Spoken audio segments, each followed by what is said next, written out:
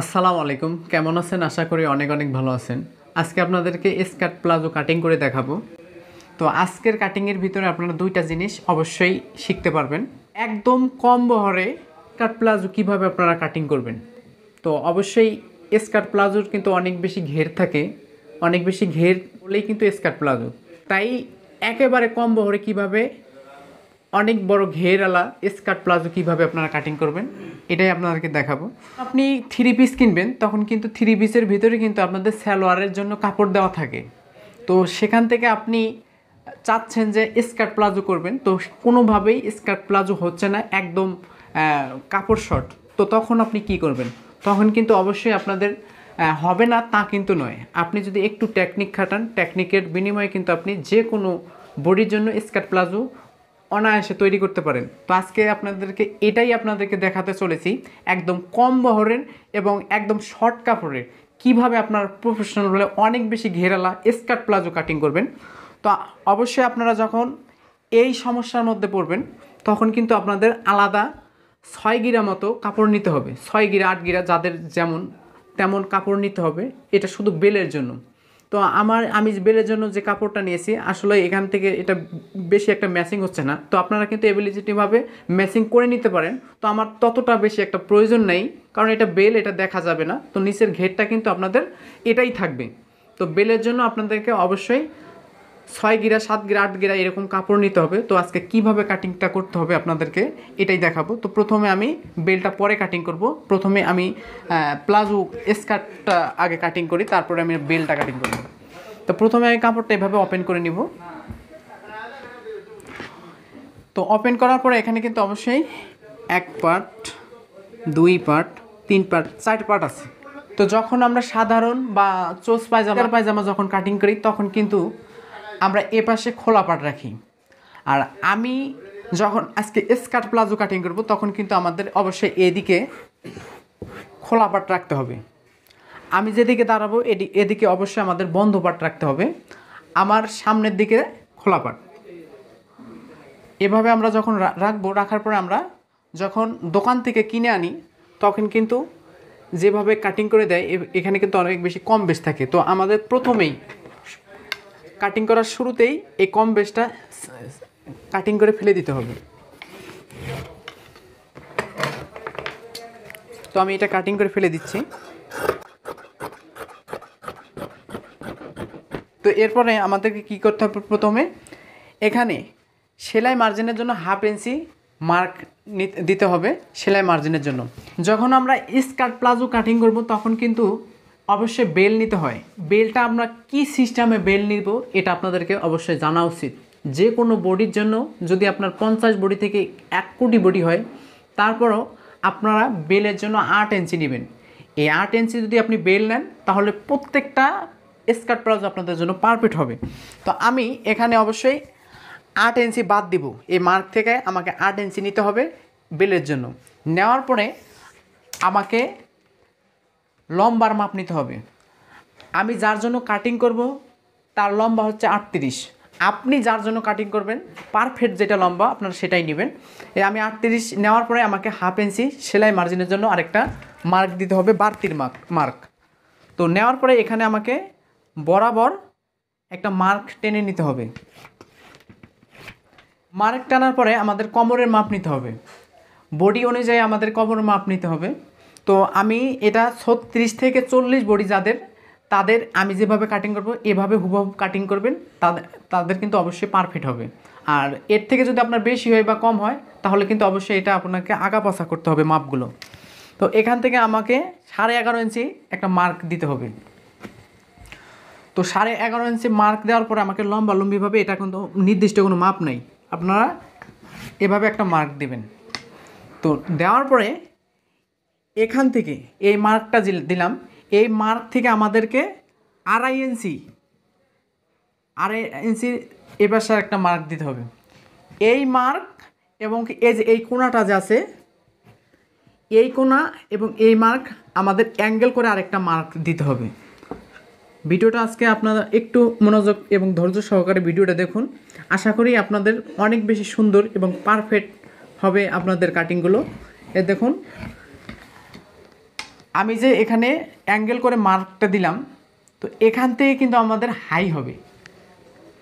তো এরপরে আমাদেরকে কি করতে হবে, এই কোণা থেকে আমাদের যে অ্যাঙ্গেলে যে মার্কটা দিলাম এখান থেকে আমাদের 6 ইঞ্চি নিচে আমাদের আরেকটা মার্ক দিতে হবে। তো 6 ইঞ্চি নেওয়ার পরে আমাকে এই এই পাশে আমাদের আরেকটা মার্ক দিতে হবে। মার্ক করার পরে এখানে আমাদের 2 ইঞ্চি নিতে হবে। এই যে 2 ইঞ্চি, দেখুন কাপড়ের বহরটা কিন্তু একদম কম, তারপরেও 38 থেকে 40 কিন্তু এভাবে কাটিং করলে আপনাদের বেরিয়ে যাবে, কোনো সমস্যা হবে না। তো দেখুন এখান থেকে এই যে কোণাটা আছে এই কোণা থেকে আমাদের এভাবে একটা মার্ক দিতে হবে। এই কোণা থেকে এখানে আপনারা কি করবেন, 1 ইঞ্চি এভাবে একটা মার্ক দিবেন। এই যে এই প্রান্ত এবং এই প্রান্ত থেকে আপনাদের এই শেপটা এভাবে আপনারা একটা শেপ দিবেন।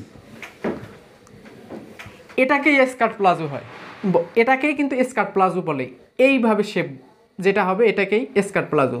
অনেক ইউটিউবার আছে যারা এইভাবে স্কার্ট প্লাজো কাটিং করে থাকে, এখান থেকে এখানে শেপ দেয়। এটা কিন্তু নর্মাল যেটা প্লাজো সেটা হয় স্কার্ট প্লাজো। আপনার ঘের বড় হলে, ঘের বেশি হলে কিন্তু স্কার্ট প্লাজো হয় না। স্কার্ট প্লাজোর নির্দিষ্ট একটা সিকিউরিটি থাকে, এটাই হলো নির্দিষ্ট সিকিউরিটি। এই সিস্টেম করে আপনি স্কার্ট প্লাজো কাটিং করবেন। গার্মেন্টসের যেটা স্কার্ট প্লাজো ঠিক হুবাহুব আপনাদের তেমনই হবে। এরপরে আমাদেরকে কি করতে হবে, এখানে ঘেরটা যেটা আছে এখন আমাদের ঘের নিতে হবে। এখন একটা প্রশ্ন আপনাদের কাছে অবশ্যই আপনারা প্রশ্ন করতেই পারেন যে এত কম বহরের এখানে মানে কিভাবে আমাদের ঘেরটা হবে। আমাদের ঘেরটা কি সিস্টেমে নিতে হবে, দেখুন আমাদের ঘেরটা কিন্তু এই সিস্টেমে হবে, এই যে এই সিস্টেমে হবে। এখন আমাদের যে মার্কটা করলাম আগে এই মার্কটা কাটিং করতে হবে, তারপর আমরা কিভাবে ঘেরটা দিব সেটা আপনাদেরকে দেখাবো। আমি এই অনুযায়ী আমি আগে কাটিং করে নিই। আমি কিন্তু পারলেই পারতাম এখানে শেপ দেওয়ার জন্য, কিন্তু আসলেই ওই সিস্টেমে কিন্তু স্কার্ট প্লাজো কাটিং বলে নাই। আমি যেভাবে কাটিং করলাম এটাই কিন্তু স্কার্ট প্লাজোর কাটিং।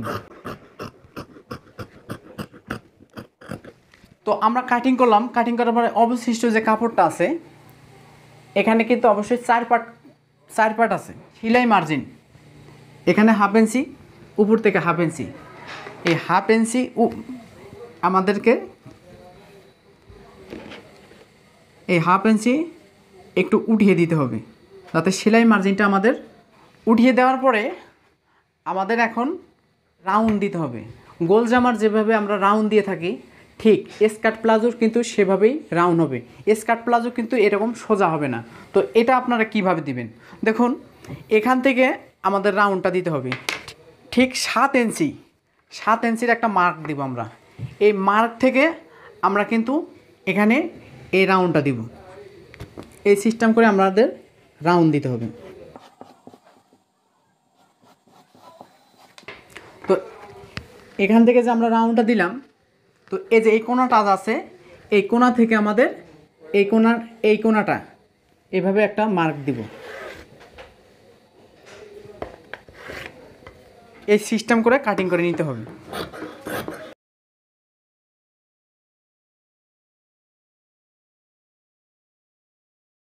তো এই সিস্টেম করে কিন্তু আপনারা যখন কাটিং করবেন, তখন আপনারা যখন সেলাই করার পরে পরবেন, তখন কিন্তু আপনি নিজে থেকেই বুঝতে পারবেন যে স্কার্ট প্লাজো আসলে তখন কিন্তু অনেক বেশি ঘের হবে এবং দেখতেও কিন্তু অনেক বেশি আকর্ষণ হবে। এটাই কিন্তু মূলত স্কার্ট প্লাজো বলে। এখন আমাদের কি করতে হবে, বেল নিতে হবে। তো বেলের জন্য আপনাদেরকে প্রথমে আমি শুরুতেই বলছিলাম যে বেলের জন্য আমাদের অবশ্যই আলাদা কাপড় আমরা নিয়েছি। ভাঁজ দেওয়ার পরে আমাদেরকে এটা ব্যবহার করতে হবে। এটা আমি কত নিয়েছি, আপনি যত নেবেন তত কিন্তু আমাদের বেলটা নিতে হবে। এখানে আমি 11.5 ইঞ্চি নিয়েছি, তো এখন আমাকে 11.5 ইঞ্চি। তো সম্মানিত ভিউয়ার্স, এখানে কিন্তু অবশ্যই বেলের জন্য 4 ভাঁজ করে নিতে হবে। তো 4 ভাঁজ করে নেওয়ার পরে 1/2 ইঞ্চি বাড়িয়ে আমি সেলাই মার্জিন সহ 12 ইঞ্চি নিব। নেওয়ার পরে আমাকে এভাবে লম্বালম্বি একটা মার্ক করে নিতে হবে। এরপরে আপনাদের কিন্তু রাবার ভাঙার জন্য অবশ্যই নিতে হবে। এখন রাবার ভাঙা আপনারা কত নেবেন, রাবার ভাঙা সর্বোচ্চ 2.5 ইঞ্চি, সর্বনিম্ন 2 ইঞ্চি, এর মধ্যে আপনাদেরকে রাখতে হবে। তো আমি সর্বোচ্চটাই নিব, যেহেতু আমার এবিলিসিটি কাপড় আছে। তো আমি এখানে 2.5 ইঞ্চি নেওয়ার পরে এভাবে একটা মার্ক দিব, এদিকে 2.5 ইঞ্চি, এদিকে 2.5 ইঞ্চি। 2.5 ইঞ্চি নেওয়ার পরে আমাদের এভাবে একটা মার্ক দিতে হবে। মার্ক দেওয়ার পরে আপনাদেরকে বেল নেওয়ার জন্য কিন্তু আমি অবশ্যই 8 ইঞ্চি বাদ দিয়েছিলাম। তো অবশ্যই এখান থেকে আমাকে 8 ইঞ্চি নিতে হবে। এরপরে 1/2 ইঞ্চি সেলাই মার্জিনের জন্য নিতে হবে। তাহলে টোটালি হলো আমাদের 8.5 ইঞ্চি।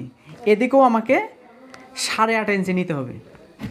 8.5 ইঞ্চি নেওয়ার পরে আমাকে মার্কটা টেনে নিতে হবে। নেওয়ার পরে ঠিক এই সিস্টেম, এটা হলো বেল। বেল হওয়ার পরে এখন আমরা কাটিং করব।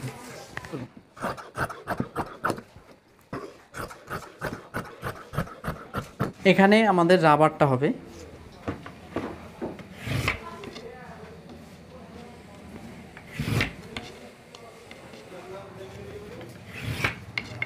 এই যে এখানে 3টা রাবার হবে। এখন আপনাদেরকে স্কার্ট প্লাজোটা যে আমি কাটিং করলাম, এটা এখন সাজিয়ে দেখাবো যে কেমন হলো। এখন সম্মানিত ভিউয়ার্স, স্কার্ট প্লাজোটা কেমন হলো। তো এই সিস্টেম করে যদি আপনি কাটিং করেন, তাহলে কিন্তু আপনার স্কার্ট প্লাজো পারফেক্ট হবে। আজকের ভিডিওটা আপনাদের কাছে কেমন লাগছে, আশা করি অনেক অনেক ভালো লাগছে। যদি ভালো লেগেই থাকে আর যদি নতুনত্ব কিছু শিখতে চান, তাহলে অবশ্যই চ্যানেলের সাথেই থাকতে হবে। তো সাথে থাকতে গেলে অবশ্যই নিচে থাকা লাল আকারের সবুজ আছে, সেটাখানে একটু প্রেস করে রাখুন। নোটিফিকেশন অবশ্যই অন করতে ভুলবেন না।